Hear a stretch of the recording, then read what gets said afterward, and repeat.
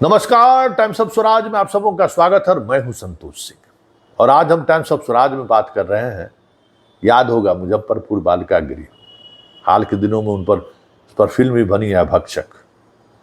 और आपको हम जानकारी दे दें कि मुजफ्फरपुर बालिका गृह का जो उद्भेदन हुआ था और उतने प्रकाश में है, उसमें मेरी भी भूमिका रही है। इसलिए उस प्रकरण का अपडेट हमेशा हमारे पास सीबीआई के या अनसोर्स से मिलता रहता है। तो एक बड़ी खबर आ रही है वहां से। खबर यह है कि 2015 में मधुबनी शेल्टर होम के अधिकारियों का फर्जी दस्तखत करा के, फर्जी माँ बाप बन के एक लड़की को मुजफ्फरपुर के ब्रजेश ठाकुर के शेल्टर होम से ले जाया जाता है और उसमें पता हजारीबाग का रहता है। सीबीआई को अभी भी लगता है कि लगभग 12 से 14 लड़कियां मिसिंग हैं और उसमें कुछ लड़कियों की हत्या हुई है। उन मिसिंग लड़कियों को सीबीआई तलाश रही है। उसमें ये बात तथ्य सामने आया है कि ये जो सारा पत्राचार हुआ, मतलब जिस पर आदेश के आलोक पर मुजफ्फरपुर के उस बालिका गृह से बच्चों को रिलीज किया गया, जो अपने आप को माँ बाप कह रहे थे, वो सारे के सारे फर्जी हैं। 2023 में एक एफआईआर सीबीआई ये भी दर्ज की थी।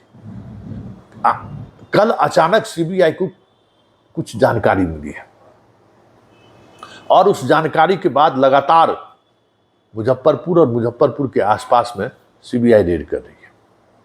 लेकिन बड़ा सवाल ये है, सीबीआई को जानकारी मिलना, रेड शुरू होना और रेड जिस दिशा पर बढ़ रही है, संकेत कुछ और बता रहा है।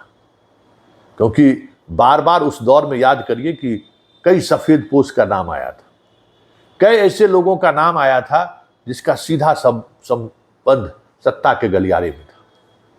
क्या सीबीआई का पुनर्जांच की शुरुआत सत्ता के गलियारे में बैठे उस व्यक्ति के तक पहुंचने को तो नहीं है? बड़ा सवाल है।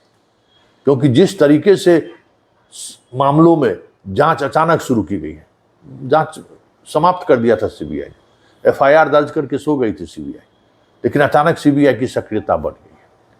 ये सक्रियता क्या जताता है? इस सक्रियता के पीछे वजह क्या है? क्योंकि जिन लड़कियों को लापता किया गया, जो लड़कियां गायब हुई हैं, उन गायब लड़कियों के संबंध में बहुत सारी बातें उस दौर में भी सामने आई थी कि कैसे उसको मुजफ्फरपुर से वैशाली की सरकार के एक पर्यटन विभाग के गेस्ट हाउस में ले जाया गया था, कैसे उन लड़कियों को पटना के सत्ता के गलियारे में घुमाया जाता था। बहुत तरह के सवाल इस तरीके के खड़े हुए थे और उसी में उस लड़की की भी हत्या हुई थी, जो लड़की बगावत कर दिया था। अब फिल्म भक्षक की शुरुआत उसी लड़की से हुई है। हालांकि उसका डेड बॉडी ढूंढने में सीबीआई नाकामयाब रहा है। सीबीआई बहुत सारे तथ्य अभी भी उजागर करने में नाकामयाब रहे हैं, जिसका सीधा संबंध सत्ता के गलियारे से है। लेकिन बड़ी बात यह है कि इस दौर में जब केंद्र की सरकार बैसाखी पर है और कई पॉलिटिकल पार्टी के समर्थन से एनडीए की सरकार चल रही है, ऐसे में उस मामले पर हाथ डालना, जिस मामले के सहारे केंद्र की सरकार सत्ता के उस तंत्र के सहारे खेला करना तो नहीं चाहती है, या फिर डराना तो नहीं चाहती है कि बाएं दाएं मत सोचिए, इधर उधर मत झांकिए, हमारे पास कुछ और एविडेंस है।